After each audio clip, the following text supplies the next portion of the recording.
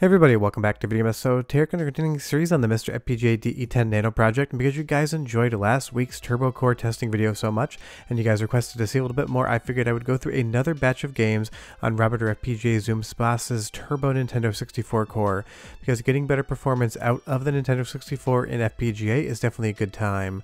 Before we get too far involved though, do me a huge favor, go down below, hit like and subscribe, and ring that notification bell, definitely helps us out. And if you feel so inclined and want to support the channel, we got a Patreon link down below as well.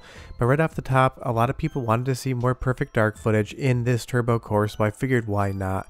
Because this is a game that definitely pushes the Nintendo 64 hardware to its absolute breaking point, and you will definitely get frame rates in the single digits at some points in time.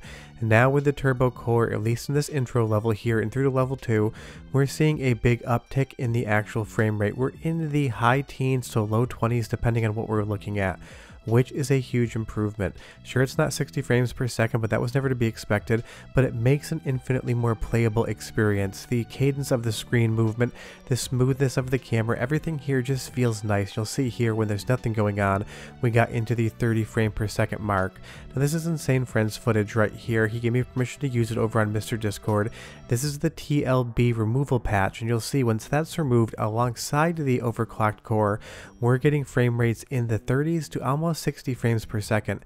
It is definitely messing a little bit with the overall speed of the in-game engine, so it will seem like sometimes it's running way too fast. But as we move back over to the overclock core on the stock ROM, you're going to see again, this is just better performance than you've ever gotten out of Perfect Dark on a Nintendo 64. And that's just absolutely incredible to see, because I did recently try to replay Perfect Dark on the core, and while I did have a fun time getting about halfway through the game, I was definitely having issues with the lack of frame rate. Sure, you're going to dip down here where there's a lot of stuff going on screen at once, but overall it just really works. If we move back over to that TLB removal patch, you're going to see now we're in frame rates in the 30s. This is all stuff that you can accomplish today on MiSTer FPGA with the work in progress Nintendo 64 Turbo core, and that is just amazing. This lobby scene right here on real hardware would definitely get down into the single digit frame rates, and I will run some comparisons between the normal core and the overclock core in 2024, but this makes for an infinitely more playable experience, and it just makes the game more fun. Sure, it's the exact same story, the exact same levels, and the exact same Perfect Dark that you're familiar with, but getting this extra speed out of these areas here makes it feel like a brand new fresh experience, and that's always a good thing, because there's definitely different ways to play Perfect Dark, but I prefer the Nintendo 64 original. All of the graphical stylings here just have that Nintendo 64 vibe that I absolutely love, and have been falling back in love with these core testing videos. As I move on to the second level, in this hallway here on the stock ROM, you're going to see, at least in that hallway, we're getting 41 frames per second.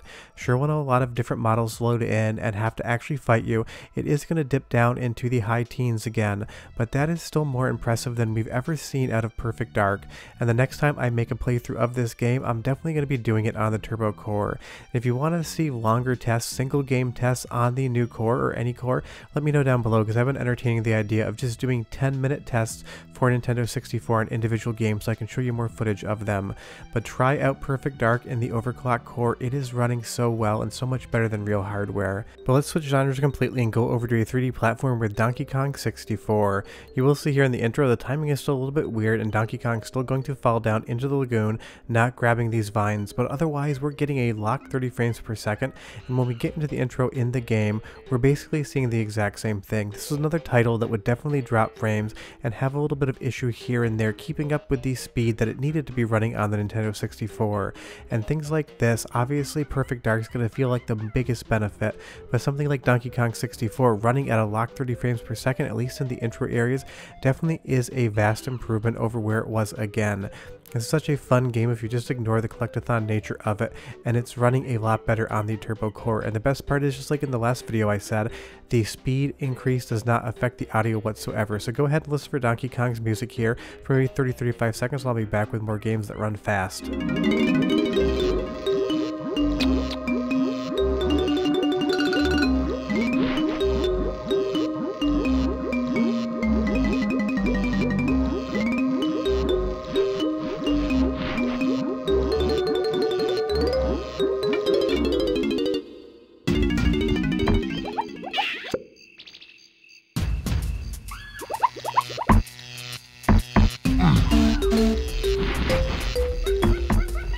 Sounds like the Donkey Kong 64 we all know, love, and remember, but as we get into this barrel here and swim around, last time I tested this for a testing video, I could definitely feel that the frame rate was dropping in here. Sure, there's not a lot being drawn on the screen at once, but you're seeing now that we're getting a locked 30 frames a second, which is a very fun way to actually play Donkey Kong 64. Now I definitely have to get further into the game with some save files to see whether or not that this turbo increase holds up when there's more things going on screen at once.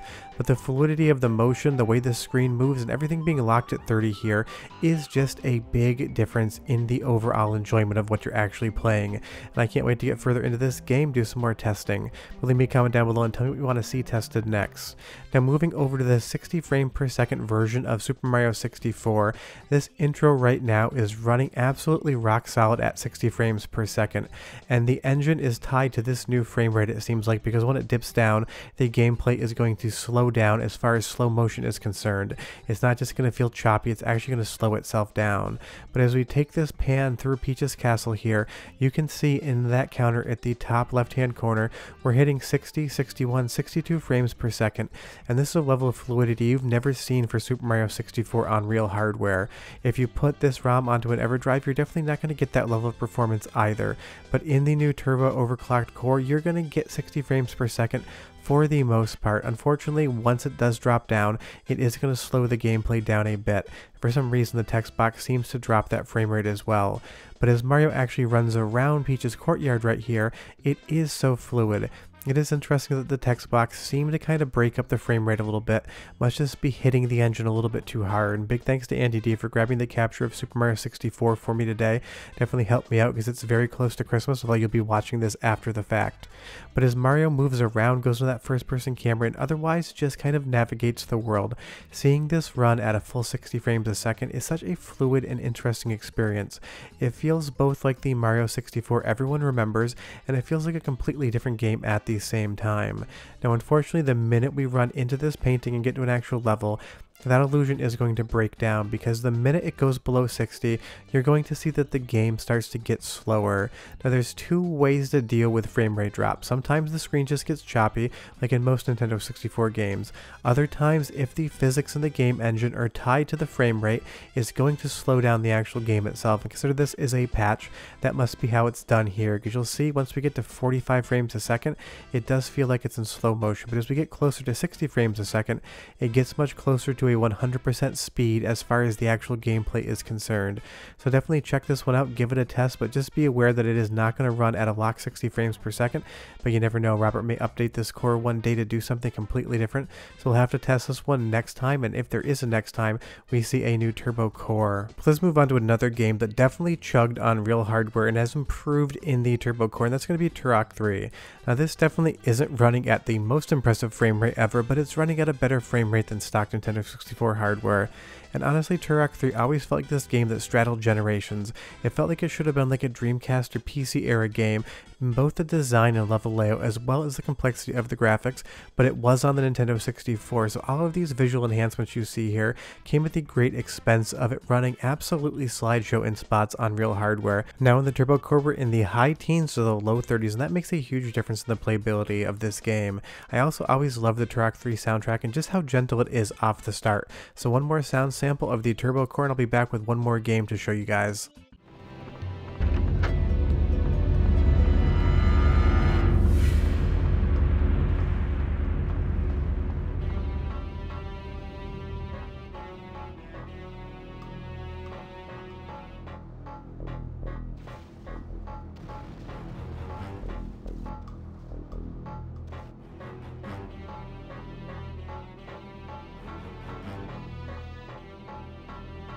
Please don't hurt me. It's just an interesting soundtrack and not what you usually expect out of a Turok game. But as we climb up this ladder here, while this guy climbs up the ladder, he is very shortly going to be met with a very gruesome fate. You'll see here as we're looking at nothing, the game is hitting a locked 30 frames per second. That is impressive in its own right. Sure, once we actually get back up into this area, it's going to slow down a bit. You'll see here this enemy brings it down to 21 and 25, but that still is a very playable frame rate and an improvement over the actual Turok 3 running on either Nintendo 64 hardware hardware or the stock Nintendo 64 core. And this is a game that I've always wanted to play through because I never checked it out back in the day, but I've always struggled with the frame rate on my cartridge. Now I'm definitely going to just give it a shot on the Turbo core. When a lot of enemies are jumping at you, it might hit the low teens for just a moment, but traversing the world feels a lot more smooth and natural here than it does on real hardware, and that's all that matters to me. Now moving over to another game that I really wanted to check out, it's San Francisco Rush 2049, because this one again doesn't have the best frame rate.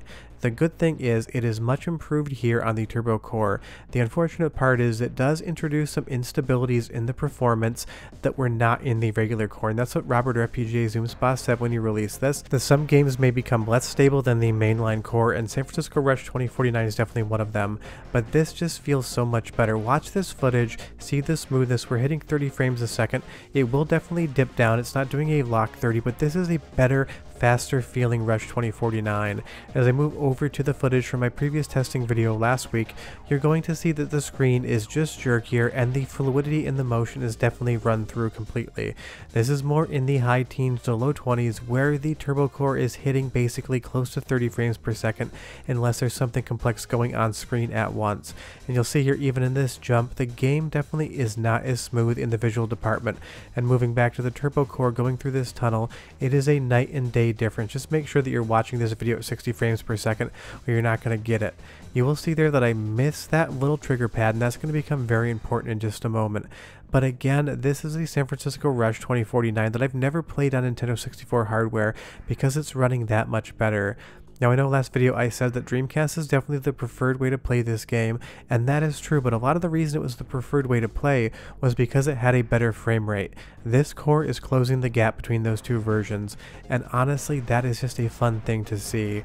I'll definitely still probably pick the Dreamcast version over this just because I enjoy the controller a little bit more, and I can get VGA mode going at 31 kHz, but otherwise this is a big improvement over where San Francisco Rush 2049 was on the stock core. It was basically replicating the speed of original hardware, and this game on original hardware definitely should have been optimized a little bit better to get a more impressive frame rate.